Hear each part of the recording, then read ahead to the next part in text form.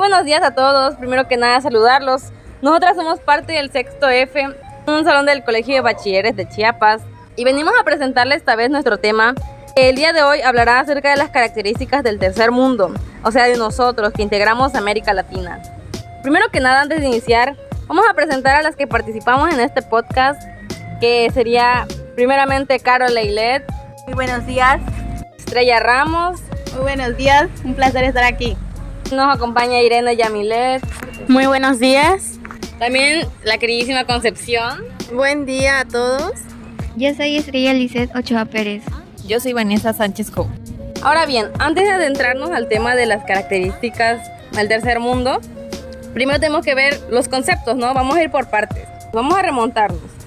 Mayormente son países que los lugares de Europa vinieron a conquistar, y pues estos países se sintieron oprimidos y hicieron sus revoluciones, sus independencias. Pero esto es solo una pequeña parte de lo que conlleva, ¿no? Primeramente, los países del tercer mundo, ¿quiénes son? ¿Por qué se llaman tercer mundo? El tercer mundo son los países menos desarrollados, o los subdesarrollados como lo conocemos. Eventualmente tienden a ser unos países que son del sur del planeta, pero no en todos los casos. Se mide mediante unos marcos, unos indicadores, y esto es muy curioso porque estos indicadores son similares entre los países. La economía, la educación, todas estas características son las que componen y clasifican a los países del tercer mundo. Y es que ese término no solo existió porque existió, lo usamos mayormente como burla, ¿no? Los países tercermundistas, que viene siendo un término diferente. Pero este término de tercer mundo existió primeramente en 1956 por un profesor, el cual hacía como una comparación del tercer mundo que se dirigía a los países subdesarrollados junto con pues un país o el tercer estado en la Revolución Francesa. Lo usaba como metáfora y ya después se va ampliando y van viendo nuevos términos hasta que ya lo relacionan mayormente con los países subdesarrollados. Pero ¿y qué países son los que conforman el tercer mundo? ¿Quién nos podría decir de esto más que Irene, ¿no? Buenas tardes. ¿Sabían ustedes que los países que integran el tercer mundo en Latinoamérica son aquellos que tienen una mala gestión política, crisis económica, empobrecimiento social y gran inseguridad para el acceso a los alimentos o a la salud y el trabajo? Con el cono sur de América Latina, Argentina, Chile, Uruguay, más Brasil, hemos constatado la existencia de una fuerte sensibilidad. Muchas gracias, Irene. Bueno, como ya mencionaste, y para resaltar, los países tercermundistas no son únicamente de Latinoamérica, pero como ahora nos estamos centrando en Latinoamérica, Irene nos acaba de mencionar los que son de Latinoamérica, ¿sí o no? Sí. Muy bien. Como ya definimos una parte inicial de lo que es, dijimos al inicio, ¿no?, que lo del tercer mundo tiene que ver con conflictos pasados, mayormente económicos. Y justamente de eso quería hablar. Muy buenas tardes, soy Carol y gracias por esa información, Jacqueline, ya que sobre Latinoamérica, como ya mencionaste, uno de los sucesos que más influyó para que Latinoamérica fuera considerada del tercer mundo es lo que surgió en años previos de la Segunda Guerra Mundial, lo que es conocido como la crisis de 1929, también llamada como la Gran Depresión, la cual es una crisis financiera mundial.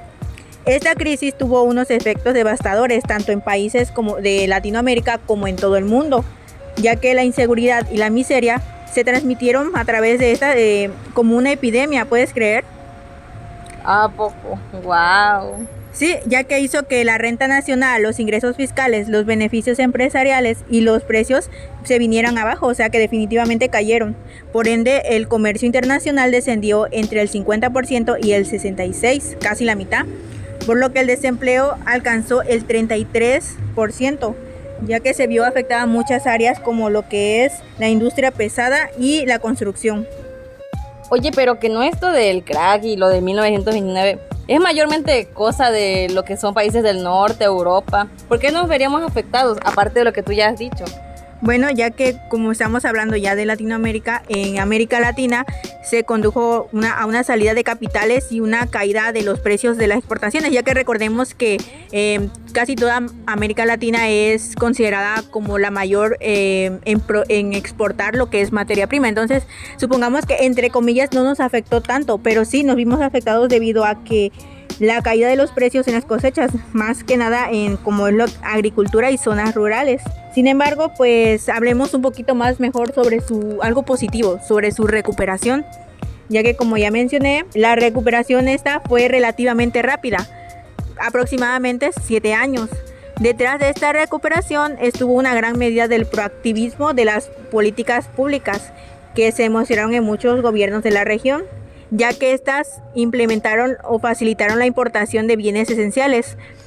Y también esto permitió que se canalizara los recursos públicos hacia la promoción de actividades domésticas en una especie de política contracíclica. También se vio muy ahí lo que es la participación del Estado en sectores como la banca y la energía, que se fueron consolidando con el tiempo.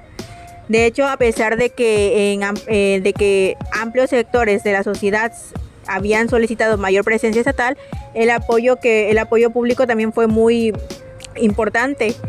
También la voluntad estatal y el cambio de actitud hacia la región por parte de los gobiernos, como mencionabas tú, del norte, como es el estadounidense, pues este era cada vez más amigable a medida que se aproximaba la Segunda Guerra Mundial. Esto también garantizó un entorno favorable para la implementación de un nuevo modelo económico. Entonces, ¿la forma en que afectó a Latinoamérica es la misma en todos los países latinoamericanos? ¿O qué es lo que los hace similares? Yo te lo puedo responder. Buenas tardes. Un gusto estar con ustedes. Soy Concepción. Y pues sí, como decías, hay algunas similitudes de los países de América Latina. Los términos podrían ser la economía, la educación, la sociedad y también la cultura. Podrías también hablar sobre qué es la cultura.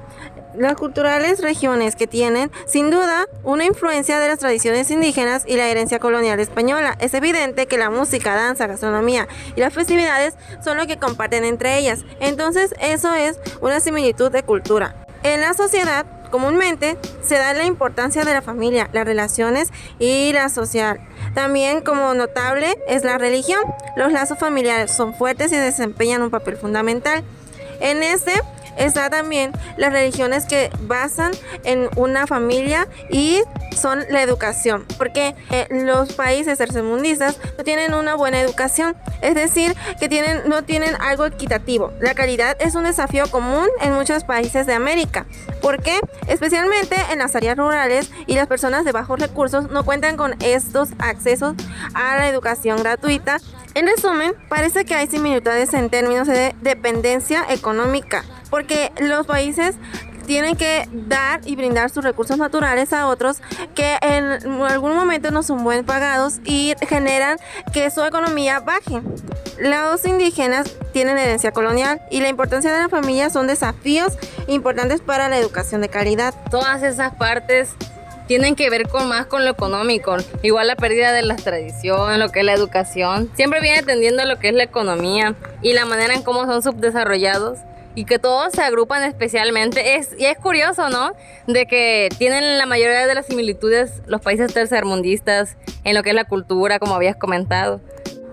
Sí, pero regresando otra vez al tema de que, por ejemplo, el hecho de que por ejemplo, no solamente se dan entre países de tercer mundo, sino que siento yo que también se dan de primer mundo. Por ejemplo, estas al sufrir alguna crisis también nos va a afectar a nosotros. Por ejemplo, si a Estados Unidos le da gripa, nosotros por estar al lado y ser alguien que es dependiente nos da tos. Y por entonces, ¿qué relación hay en sí?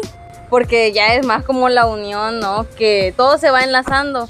Si empezamos hablando de los países que son bajos, terminamos hablando de los países que son altos, por la misma relación que tienen. Pero, ¿cuál sería esta relación en específico? Diana, ¿tú nos podrías explicar sobre esto? Sí, así es, Jacqueline. Fíjate que hace 20 años Estados Unidos era considerado como uno de los países más exitosos comparado con América Latina, que no tenía las mismas oportunidades. En la economía norteamericana tenía una economía próspera y en crecimiento. Tenía mucho comercio internacional y finanzas. En otras cosas también los trabajadores de América Latina eran más, ¿cómo se diría?, más pobres y tenían menos esperanzas y eran menos productivos. Muchas personas que viajaban hacia estos países hablaban o comentaban lo mal que el Estado estaba. Servicios públicos como lo era el transporte, las escuelas o los teléfonos, que en muchos casos no eran lo suficientemente buenos. También Estados Unidos se consideraba como una sociedad armónica que era igualitaria y que también tenía creación de oportunidades. Y si comparamos a Estados Unidos con América Latina, pues era lo contrario, porque se invertía muy poco y parecía más bien un continente dividido, ya que eran muy discriminados todos debido a sus razas, sus privilegios. Otros tenían más privilegios y otros tenían menos. Pero mira que eso todavía se está viendo, ¿no? Actualmente, pero en disminución. Exacto, porque antes la discriminación era mucho más que comparada con ahora. Los problemas políticos y la economía contribuían a muchas divisiones. Los presidentes o la política se encargaban de dividir a las personas, ya sea entre los negros, los morenos y blancos, entre los nuevos y viejos inmigrantes, también entre el norte y el sur, entre lo rural y urbano, entre las mujeres y los hombres, y los homosexuales y heterosexuales, entre la clase media, la alta y la clase muy baja. ¿Tú crees, Conchi, que tendría algo que ver lo que es la tecnología? Pues tendríamos que verlo porque pues la tecnología puede brindar un impacto en todo lo que estamos viendo, por ejemplo en cultura y en la economía. ¿Qué ventajas habría y qué ventajas no habría? ¿Y quién mejor para explicarnos esta parte que nuestras grandes compañeras Estrella, Lisette y Vanessa Sánchez? Así como Latinoamérica depende de Estados Unidos mayormente en el sector de turismo, mercantil y militar, también depende de sus avances tecnológicos o parte de ella. Se destacan los avances tecnológicos que traen consigo impactos tanto como negativo como positivo, mayormente concentrados en los ámbitos culturales y tradicionales. Así es, incluso América Latina se encuentra en medio de una revolución tecnológica sin precedentes. La rápida adaptación de Internet, la telefonía móvil y otras tecnologías digitales está transformando todos los aspectos de la vida, incluyendo la cultura y las tradiciones. Los avances tecnológicos tienen un impacto profundo en la cultura y tradiciones de Latinoamérica, trayendo consigo tantos como ventajas o desventajas. Entre las ventajas se destacan la preservación y difusión de la cultura. La tecnología permite preservar y difundir el patrimonio cultural de la región. Por ejemplo, la digitalización de los libros, músicos o artefactos históricos hace que estos sean accesibles para todas las personas. Las redes sociales también juegan un papel importante en la difusión en las culturas latinoaméricas que permitan a otras personas conectarse y compartir sus tradiciones con otros.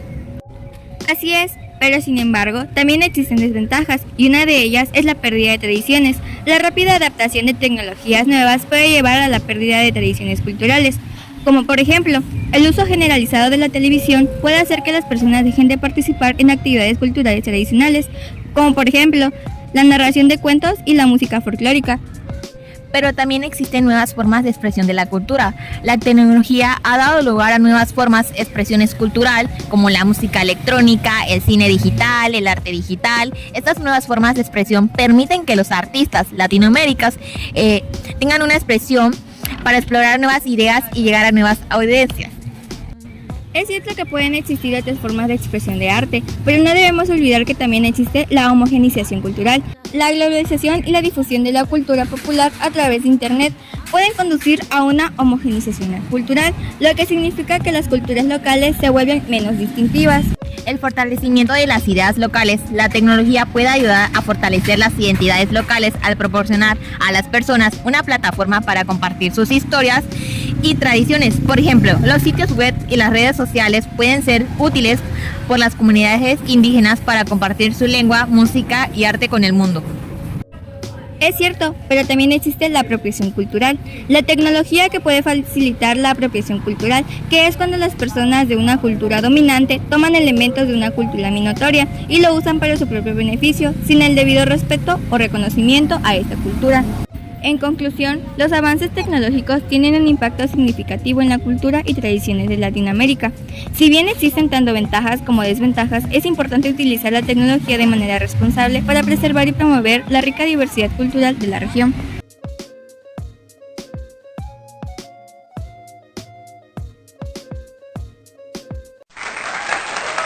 Ahora sin más que decir, gracias.